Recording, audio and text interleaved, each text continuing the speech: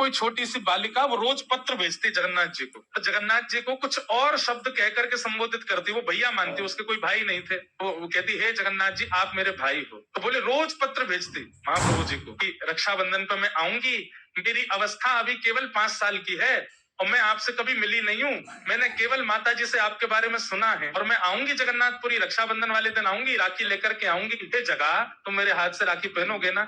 ऐसे बोले महाराज जी, वो रोज पत्र भेजती थी और हर पत्र में दिन लिखती थी, अब रक्षाबंधन में इतने दिन और रह गए, इतने दिन और रह गए, इतने दिन और रह गए। बोले मैंने वो पत्र पढ़े और पत्र पढ़ करके उनको पत्र वापस भेजा उसके वास्ते कि मैं मंदिर का ही एक अधिकारी पत्र लिख रहा हूँ, मैंने तुम्हारे सारे पत्र पढ़े और सब जगन्नाथ जी को अर्पित किए, रक्षाबंधन वाले दिन तुम आ जाना और मेरा दफ्तर यहाँ है, मेरे दफ्तर पे आके अपना नाम बता देना, फिर मैं तुम्हारा हाथ पकड़ के लेके जाऊंगा और महाप्रभु जगन्नाथ जी को राखी पहनवाऊंगा।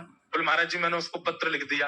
रक्षाबंधन वाले दिन मेरे को भी प्रतीक्षा थी कि वो एक छोटी लाली, उसके इतने पत्र आ चुके हैं, वो आएगी, उसको लेके मंदिर जाना है। तो बोले एक हमारा समय रहता है, हमको व्यवस्था देखने के लिए मंदिर में जाना पड़ता है, तो वो समय आ गया था, तो मैं अपने अधिकारियों को बोल गया कि एक इस नाम की कन्या आवेगी, तो वो मेरा पत्र लेकर के आएगी, मैं उसको लेके जाऊंगा फिर मंदिर। बोले हम व्यवस्था देखने के लिए गए, व्यवस्था देख करके आए, तो मैंने पूछा अधिकारियों से कि कोई लाली आई थी क्या छोटी?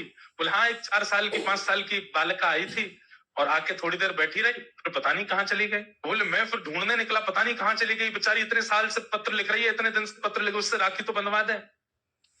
तो मैं जैसे ही दफ्तर से बाहर निकला वो आ रही थी, तो मैंने उससे कहा तुम वही लाली हो जो पत्र लिखती थी? उसका नाम पूछा तो बोले हाँ मैं वही हूँ। तुम क्यों नहीं रुकी, चलो मैं तुम्हें मंदिर ले चलूं, राखी पहनवा दूं। बोले मैं तो राखी पहनाया ही जगन्नाथ जी को, तुम कैसे पहना के आ गए? बोले आप यहाँ थे नहीं, मैं आई तो मुझे किसी ने कहा कि आप तो अभी गए, थोड़ी देर बैठो, और पता नहीं कहाँ से एक भैया आए बाहर से और मेरा हाथ पकड़ के, गोरे चिट्टे भैया बिल्कुल इतने गोरे। वो एडमिनिस्ट्रेशन वाले बोले मुझे लगा कि भाई हमारे उड़ीसा में सांवले होते हैं थोड़े, गोरा कौन आया?